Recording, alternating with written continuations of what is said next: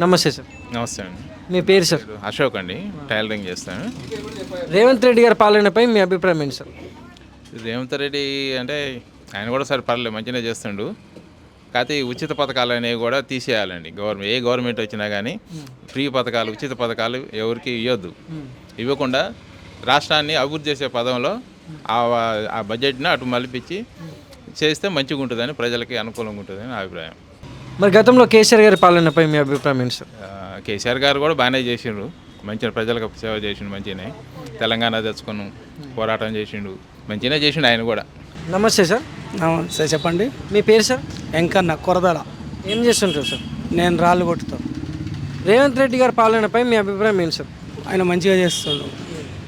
ఎందుకంటే చాలా అప్పుల పాలు చేసిన రాష్ట్రాన్ని దాన్ని చిన్నగా చూసి వేసుకుంటా, అటుకు వడ్డీలు కట్టుకుంటా, సరే కొద్దిగా వెనక ముందు కావచ్చు రైతులకు కొన్ని అయినా కానీ చేసుకుంటా చేస్తాడు, మంచిగా చేస్తాడు. వెనక ముందు 10 సంవత్సరాలు ఆగిన 10 సంవత్సరాలు చేయలేనిది 1 సంవత్సరంలో కావాలంటే చేయగలుగుతారా? ఆ సారు ఫస్ట్ ఒప్పుకోవటమే పొరపాటుగా ఒప్పుకుండు. ఎట్లా ఈ ఆడవాళ్ళకి 2500 అని, ఈ రైతులకు డబ్బులు వేస్తా అని, ఇంద్రమ్మ ఇండ్లు ఇస్తానని ఇవన్నీ హామీలు ఇచ్చిండు. హామీలు ఇచ్చినాక ఏం చేసిండు? ఇప్పుడు ఇవ్వకపోయారు జనాలు ఏం చేస్తున్నారు? నాలాంటి వాళ్ళు ఎట్లా పడతారు అట్లా చెడబడగా అంటున్నారు. మరి కేసీఆర్ ఏమో పైన అప్పు చేసిండని ఆ సార్ అంటుండు. ఆయన ముందల అన్ని ఆఫర్లు ఇచ్చిండు. ఆఫర్లు అనేవి ఓకే చేయట్లేడు. చేయాలి, ఫస్ట్ చేయాలి. వాస్తవానికి అయితే ఓకే చేసినాక ఆయన అప్పులు ఏమైనా ఉంటే ఆయన చూసుకోవాలి. ఇప్పుడు 2500 ఇవ్వలేదని ఆడవాళ్ళు ఎదురు చూస్తున్నారు. పింఛన్ 4000 ఇస్తున్నాను అయ్యాడా? మరి రైతు బంధు ఇయ్యాడా? జనాలకు పెట్టుబడులకు వెళ్తలేవు. ఆయన అప్పు చేసిండు అనేది మరి ఆయనకు తెలియదా? ఆయన తెలిసే కదా. మరి అప్పు చేసిన సంగతి ఆడ పక్కకు పెట్టి జనాలని మెప్పించుకోవాలి.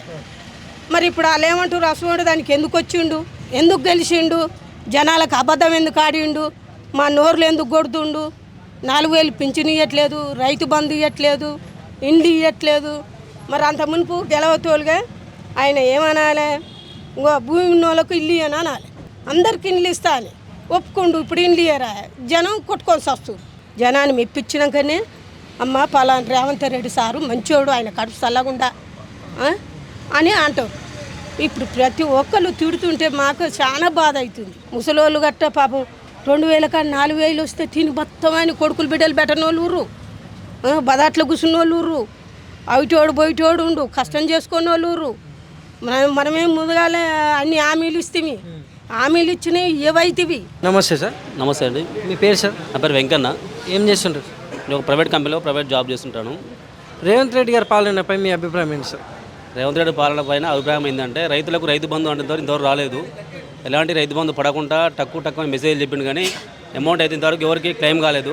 రైతులు చాలా బాధపడుతున్నారు. నమస్తే సార్. నమస్కారం అండి. మీ పేరు సార్? మల్లేష్.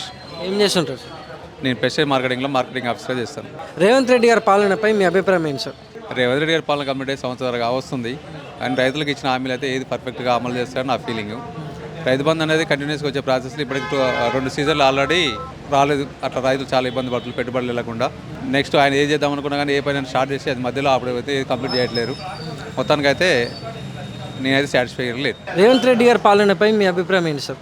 ఆయన పెట్టిన 5 గ్యారంటీలు కూడా సంవత్సరం దాటిపోయింది, ఇంకా దాన్ని చేసుకోలేకపోతున్నాం. ఇంకోటి ఏంటంటే ఇప్పుడు 200 యూనిట్స్ కరెంట్ ఇవ్వడం అయితే జరిగింది.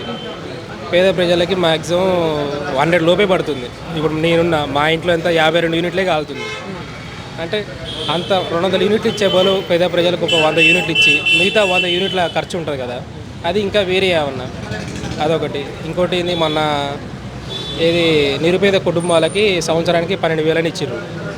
ఆ 12,000 అనేది ఓన్లీ గ్రామ స్థాయిలో జాబ్ కార్డ్ అంటే ఏంది కరువు పని ఉన్న వాళ్ళకే అన్నారు. ఇప్పుడు మున్సిపాలిటీలో ఒక ఇల్లు తప్పించి, నాది 3వ వార్డు, నాకు ఇల్లు తప్పించి ఏం లేదు. అలాంటి వాళ్ళకు కూడా అలాంటి అవకాశం కల్పించాలని కోరుతున్నాను అంతే రేవంత్ రెడ్డి పాలన. ఎందుకంటే వాళ్ళకి మున్సిపాలిటీ ఇల్లు ఉన్నంత మాత్రాన కోట్లు ఏం రావు, భూమి ఏం లేదు. మరి గతంలో కేసీఆర్ గారి పాలనపై మీ అభిప్రాయం ఏంటి సార్? కేసీఆర్ గారి పాలన అంటే ఇక అంత భూమి ఉన్న వానికే జరిగిందని నేను కోరుతున్నాను. అంతే ల్యాండ్ ఉన్న వానికే మంచి జరిగింది. పేద ప్రజలకు ఆయన ఎటువంటి ఇది చేయలేదని పెట్టిండు కొన్ని కంటి వెలుగు అవి అప్పుడు తాత్కాలికంగా అయ్యి అప్పుడు వచ్చి అప్పుడే వెళ్ళిపోయినాయి. నమస్తే అండి. మీ పేరు సార్? నాగరాజు. ఏం చేస్తుంటారు సార్? జాబ్ చేస్తాను. రేవంత్ రెడ్డి గారి పాలనపై మీ అభిప్రాయం ఏంటి సార్? ప్రజెంట్ అయితే ప్రజలు ఎక్స్పెక్ట్ చేసినంత అయితే ఏం లేదు. ఇంకా కొంచెం టైం వాళ్ళకి దొరికితే ఏమన్నా మార్పులు అనేవి వస్తుంది అనేది అనుకుంటున్నాం.